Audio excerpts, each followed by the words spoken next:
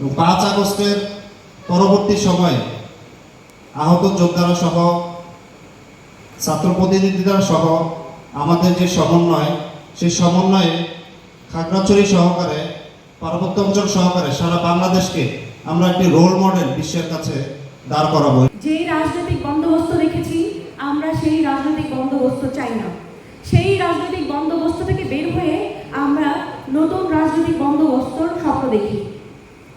সেই স্বপ্ন দেখতে দেখতে আমরা চলে এসেছি পার্বত্য অঞ্চল খাগড়াছড়িতে। খাগড়াছড়ি থেকে আজকে একের অধিক সংগঠক তৈরি হয়ে গিয়েছে, যেটি আমাদের জন্য অত্যন্ত বড় একটি সুখকর খবর। আমি এটা আপনাদের বলতে চাই, যতদিন গায়ে এক ফোঁটা পর্যন্ত রক্ত থাকবে, যেহেতু আমরা রাজপথে নেমেছি, আপনাদের সুখ দুঃখ ভাগাভাগি করে নেওয়ার জন্যই নেমেছি। টানা 7ম-বারের মতো বেস্ট টিস্যু পেপার ব্র্যান্ড হিসেবে স্বীকৃতি পেয়েছে বসুন্ধরা টিস্যু। এনসিপি ইনশাআল্লাহ ভবিষ্যতে এই পার্বত্য অঞ্চলকে সর্বোচ্চ প্রায়োরিটি দিয়ে এই অঞ্চলের মূল্যায়নের জন্য কাজ করে যাবে। আমরা যে মধ্যপন্থী রাজনীতির কথা বলি, এই মধ্যপন্থী রাজনীতিতে আমরা ইনক্লুসিভনেসের কথা বলি।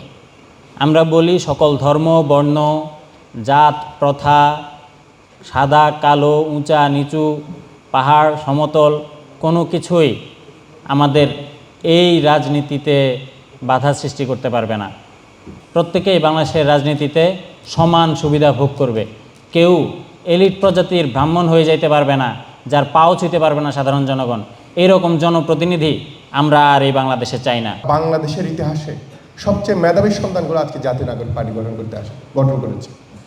আমরা বিশ্বাস করি সেটা আজ না হোক কাল, 5 বছর কিংবা 10 বছর, এই যে জুলাই অভ্যুত্থানের নেতৃত্ব দেওয়া বাংলাদেশের সন্তানেরা, যারা প্রত্যেকেই এই অভ্যুত্থানের বুক ফিরে গড়ে ওঠা নেতা, তাদের নেতৃত্বে যে গঠিত জাতীয় নাগরিক পার্টি, সেই জাতীয় নাগরিক পার্টি আগামীতে নিকট ভবিষ্যতে বাংলাদেশের রাষ্ট্র পরিচালনা করবে ইনশাআল্লাহ।